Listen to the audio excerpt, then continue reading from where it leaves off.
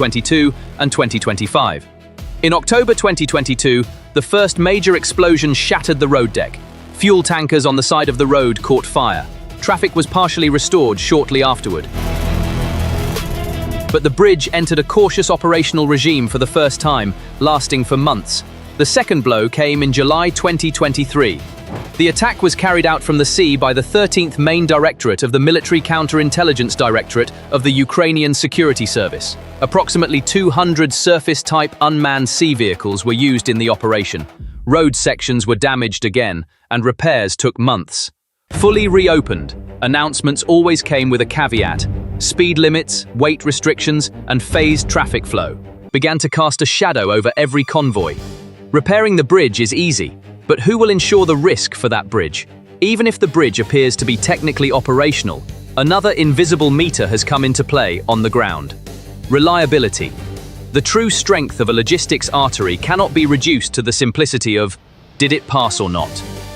The trio of predictable passage, acceptable risk premium, and the capacity of alternative routes determines the overall impact. This is why the British Defence Intelligence Assessment in late 2023 was so harsh. The bridge had become a security burden for Moscow. Defence elements connecting air to land and sea to shore were locking in personnel and firepower needed on other fronts via the Kerch Strait. Civilian sector steps also underscored this assessment. The gradual shift of heavy truck and fuel traffic to ferries revealed the fragility behind the official narrative. Is the word open always reliable in military parlance? On the ground, day by day, even hour by hour, alarm closures became the new normal. Closures lasting a few hours took a toll on drivers' nerves more than the bridge's concrete. When a bridge closes twice in a row, the convoy commander changes his plan, not his schedule. At this point, the language of engineering comes into play. Every impact affecting the support structure triggers a reassessment of static and fatigue calculations. This means additional inspections for heavy hazardous loads, reduced speed limits, and new checks after every tremor. There is no destruction, but there is an uncertainty eroding the safety margin. In other words, it is not a part of the bridge that is damaged, but its functionality. Would a military train cross that bridge without an engineer's signature? By spring 2024, the picture became clear. Due to hazardous cargo restrictions, over 2,000 tanker cars were stranded on the North Caucasus Railway for weeks. The solution was to increase ferry and tanker shipments. The message on the table was clear. The everything goes through the bridge era was over. Ukrainian SBU head Vasyl Malyuk stated in March 2024 that the bridge was not actually being used to transport ammunition, with the daily number of trains dropping to 4-5, primarily carrying passengers. During the same period, the OSINT community Molfar reported that they had not observed any freight trains carrying military equipment in satellite images. While some of these claims were dismissed as propaganda by opposing media, the behavior on the ground spoke volumes on its own. So where is Russia's logistics breathing from? The answer becomes clear when following the map along the southern coastal strip. The lines stretching from Taganrog to Mariupol and from Berdyansk to Melitopol were rapidly put into operation throughout 2024-2025. In some areas, complete reconstruction was carried out, while in others, improvements were made. However, these alternative routes closer to and more exposed to Ukrainian fire. In other words, every gain is balanced by another risk. The strategy of reducing dependence on Kerch looks smart on paper, but in practice, it comes with a high insurance premium. Around the strait, barge and boom barriers, smokescreen devices, and close patrol lines have been reinforced to counter surface and underwater threats. The attacks came again. These defenses make it harder to approach, but they don't eliminate the risk. The main effect is to increase the number of guards at the gate and slow down every passage. When you look at the economic side of the map, the word closure actually means loss. When a convoy waits in Kerch, the alternative railway line is not just a line on a map, but a cost curve. Fuel, shifts, spare parts, camouflage, escorts, fatigue. Every hour spent waiting at the dock for fuel transferred to ferries and tankers translates into delays elsewhere in the war. The lanes that open and close with every alarm create an artery that seems to exist and not exist at the same time. At this point, the strategy boils down to this question. Is it cheaper to keep the bridge open or to build a new logistics infrastructure without considering the cost? For a moment, we step onto the bridge. Concrete, steel, and cables. But the war is not about the material, it's about the system. When an underwater explosion raises suspicions about structural integrity, parameters such as hazardous materials, speed, and axle pressure are recalibrated on the railway side. On the road, heavy trucks and fuel tankers are either restricted to specific time windows or redirected entirely to the sea. A bridge that appears open on paper is downgraded to high-risk variable status in planning software. This does not mean you have lost the bridge. It means you have lost predictable capacity. Is ammunition transported according to a schedule or according to tactics? This is precisely where political rhetoric lags behind. Official bulletins quickly circulate the phrase, "Traffic has been reopened," while kilometer-long queues in the summer heat are dismissed as delays. In the language of the commander on the ground, the picture is stark. Turn dangerous cargo back to the ferry, divert military trains to the southern land corridor, and stop and start at every alarm. This is what the British call the security burden. The batteries, radars, and crews deployed to keep a bridge open mean reduced defense at another critical point. Every button that lights up in the control tower means another one goes out on another front. How many batteries are needed to protect a bridge? Let's consider the first 6 hours of a crisis. When the high threat alarm sounds over the strait, heavy vehicle traffic and dangerous cargo come to an immediate halt. Passengers and light vehicles move intermittently at a slow pace. The emergency share from Crimea's internal depots is activated. Ferry terminals become congested, the tactical tempo slows, and fire intensity shifts from hourly plans to daily plans. This scenario is not played out once, but repeatedly with each alarm. A voice of objection will rise. But the bridge is still there. Vehicles are passing. Can't you see?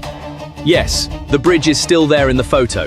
Yes, civilian traffic continues most days. But the issue is not how many vehicles passed, but what cargo, at what speed, and with what security margin. Restrictions on hazardous cargo, such as fuel and ammunition, the reduction of military trains, the prioritization of passenger-focused traffic. Each of these may seem small individually, but together they paint a larger picture. Functional loss has occurred without destruction. This is not a hit-and-forget strategy. It is a hit-and-slow-down strategy. Returning to the psychology on the ground, the Kerch Bridge was portrayed as one of Putin's personal symbolic projects.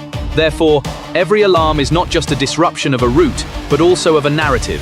The legitimacy narrative built around the connection between Crimea and the Russian mainland stumbles with every logistical setback. But Moscow is taking countermeasures, expanding the southern land corridor, layering air and sea defenses around Kerch, increasing barge and boom barriers, activating smoke screens more frequently, and managing the passage regime in a dodge-and-avoid manner. Each of these measures transforms the bridge from a static structure into a dynamic security project. And that is precisely where budget, planning, and time begin to be consumed. When we look at the operational results, the picture becomes clearer. As artillery and UAV density increases on the southern front, the railway backbone's shift from Crimea to the coastal strip alters the geometry of resupply. This shortens distances at some points while increasing exposure to fire threats at others. Every disruption in the synchronization between railway transfers and ferry tanker operations means that high-volume fire plans are being pushed back in certain sections of the front. When the hourly rhythm of supply shifts to a daily rhythm, the sound of artillery fire grows fainter. This is why headlines like, "The bridge wasn't destroyed, but it was lost for military purposes," are not alone. While some independent and opposition publications explicitly state this, mainstream news agencies' coverage of current events also paints a similar picture of the actual outcome. Another critical detail is the mindset of decision-makers. The road bridge is constantly in the public eye as part of daily life. One day there is a partial closure, the next day there are queues, the next day there are videos. The public does not see the difference between "the bridge is working" and "the bridge is safe." Meanwhile, the logistics planner increases the risk factor after each alarm cycle. Even if the engineer says "controlled passage," the soldier demands predictability. It's not the drop that spills the bucket, it's the rhythm of the drops. And an artery with a disrupted rhythm is considered virtually closed in war. Now let's zoom in. Kerch's fate is tied to the broader supply picture of the Black Sea and Azov routes. As the railway line descending from Rostov to the southern coastal strip assumes the role of a new backbone, The budget allocated for repairs and security is increasing. Backup bridges, temporary pontoons, additional ferry routes. Each is technically feasible, but each is strategically costly. Because every ruble invested in one region is missing from another. Every fortification Moscow builds while living with the reality that the bridge is a target at any moment means field evacuation for another front. That is why the UK MOD's diagnosis of security burden is not just a sentence, but a balance sheet line. Of course, there is a counter-narrative. Official agencies are quickly spreading the phrases opened, closed, reopened. Drivers waiting in the summer heat become the visual representation of the message, civilian life continues. However, the pages are closing differently in the soldier's notebook. When military trains become scarce, dangerous cargo classes are rerouted to ferries, and lanes are closed at every alarm. A planner writes, "We won't assume the bridge is passable," instead of, "We'll cross the bridge." The Crimean bridge's current meaning lies precisely in this duality. A symbol for politics, a variable for logistics. And on the front lines, variable means risk. There may not be a single answer to the question, what will happen now? But some facts have become very clear. The Kerch Bridge is still standing, but its function has changed. This massive structure over the Kerch Strait is technically still in use.